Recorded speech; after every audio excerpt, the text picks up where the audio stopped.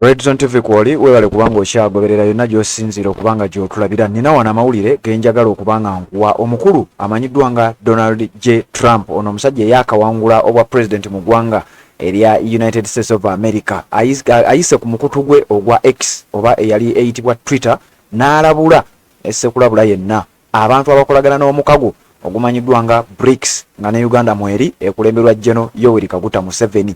Mabegakaawo alinaku z'omwezi nja kuzikuwa maaso awo eggwanga erya Uganda nga likiikirirwa era nga likulemberwa General Yoweri Kaguta Museveni lyajoyininga omukago ogumanyiddwa nga BRICS, era omukago guno nga guli against eggwanga erya America ne banywanyi baalyo abeegattira mu mukago ogumanyiddwa nga NATO oba North Atlantic Treaty Organization. Omukago guno ogwa BRICS nga gwo gulimu amawanga gano wammanga era nga bawulira nti BRICS: B, Brazil; R, Russia, India, China n'eggwanga erya South Africa nga be ba pioneer era nga be batandika omukago guno. Wabula kigambibwa nti amawanga mangi okuva ku lukalu lwa Africa n'okuva ku mawanga ag'enjawulo ba ku semazinga ez'enjawulo bazze bajoyininga omukago guno n'eggwanga erya Uganda mwolitadde. Kakati ekimu ku bigendererwa eby'amawanga agajoyininga omukago guno, ekimu ku bigambibwa okuba ebigendererwa byabwe kwe kunafuya, okusuula n'okussa wansi sente y'eggwanga erya America emanyiddwa nga US dollar. Abasajja Abamerika kye bagamba nti tekigenda kubeera nga kisoboka. Emabegakaawo Donald Trump bwe yawangula obukulembeze bw'eggwanga erya America, twalaba sipiika wa Parliament ya Uganda mu ngeri ey'obutamanya yavaayo n'akola statement n'ategeeza nti kati Trump ke yawangudde obwa president mu ggwanga erya America, sanctions zigenda kubanga ate zigibwawo ezaabateekebwako. Wabula yagala okutegeeza nti eggwanga erya America lyoperatingira ku system so si mukulembeze abeera awangudde. Kati wulira, omukulu amanyiddwa nga Donald Trump yagenze ku mukutu gwe ogwa X oba Twitter n'ateekayo obubaka buno obulabula amawanga gonna ageegattira mu mukago gwa BRICS nga wenkugambye nti Brazil, Russia, India, China n'eggwanga erya South Africa. Wabula nga n'eggwanga erya Uganda lyerimu kwago agajoyininga. Kati wuliriza, Trump agambye bw'ati: the idea that the BRICS countries are trying to move away from the dollar while we stand by and the watch is over. Nti ekigendererwa oba ekirowoozo ky'abasajja bano abalowooza aba BRICS, Brazil, Russia, India, China and South Africa, bano balowooza nti bagenda kukozesa omukago gwabwe guno okusuula, okukkakkanya oba n'okureplacinga ensembi ya ggwanga erya America emanyiddwa nga US dollar. Trump agamba tekijja kusoboka ate era tekirisoboka, tegugenda kubeera nga gugguka. We require a commitment from these countries that they will neither create a new BRICS currency nor back any other currency to replace the mighty US dollar.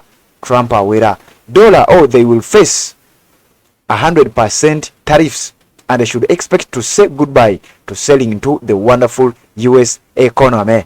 They can go find another sucker.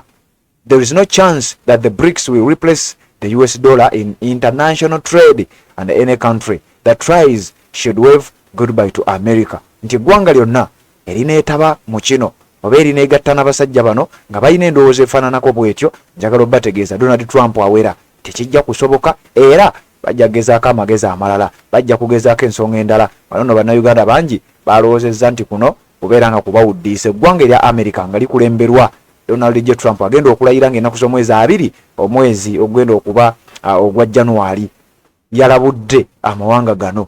Kakati n'ebimu ku mukutu egy'amawulire mu ggwanga erya Uganda, kubanga bannayuganda babadde balowooza nti kuno kubawuddiisa, kuno kubateekako akubeera nga bifaanaganako n'ebyemmeeri. Kati wuliriza, omukutu ogw'amawulire official website, omukutu ogumanyiddwa nga Nile Post, nagwo ne gugenda ku mukutu gwabwe ne bateekayo Trump warns BRICS against dollar alternatives. Trump alabudde bannamukago ogwa BRICS, Brazil, Russia, China, India ne South Africa, abalabudde ku kaweefube waabwe ow'okwagala okukkakkanya ssente y'eggwanga erya America emanyiddwa nga United States dollar tetujja kukkiriza era tekijja kusoboka.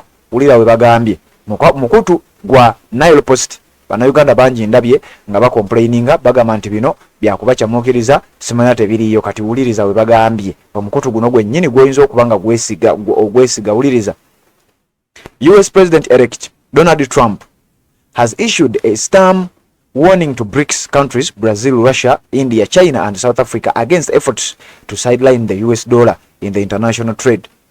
Omusajja yakalondebwa kuba president w'eggwanga erya United States of America atannaba kulayira ng'era agenda kulayizibwa ngenda kusoma mwezi 2 mwezi gwa January 2025 yalabudde ne sekulabula yenna amawanga omuli Brazil, Russia, India, China n'eggwanga erya South Africa ne banywanyi baabwe ku kaweefube okwagala okubeera nga tebakkakkanya dola ya America era abategeeza nti tekijja kusoboka tebasobola kukireka nga balaba bulabi. Nkugambye omukago guno eggwanga erya Uganda gegamu ku mawanga agakasembayo okubeera nga gajoyininga omukago guno era bano be bali ku sayidi eri eriko omukago gumanyiddwa nga NAM.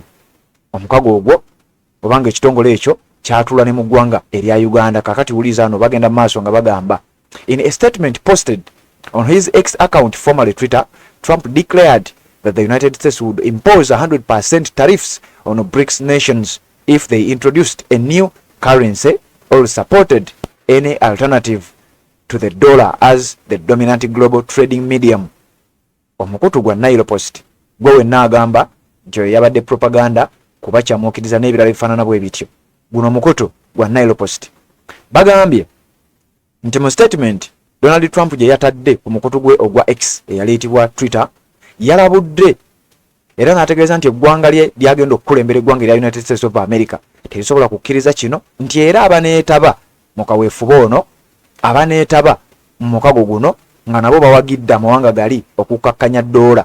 Donald Trump yategeezezza nti kajja bajjuutuka nti era bajja kufeesinga sanctions, trade tariffs n'ebintu ebirala byonna oba buli bago erya buli kikali omanyi bajja kulifeesinga singa banagenda maaso either ne basupporting okukkakkanya dola oba ne beetaba mu kugattawo ne beetaba mu kubeera nti batondawo sente endala enaakozesebwanga mu byensuubula okwetolola ensi yonna. Donald Trump alabudde era kati wano gwampuliriza anjagala okuba nga nkutegeeza nti mu bantu baalabula mulimu n'akulembera eggwanga erya Uganda kubanga ye yakasembayo okubeera nga joyininga omukago ogwa BRICS ogulimu amawanga nga Brazil, amawanga nga Russia, India, China n'eggwanga erya South Africa. Mawanga mangi nnyo naye nja kudda mbeere nga ate byonna mbikutuusaako bali kubanga okyagoberera tuwuliziganye mu updates eziddako.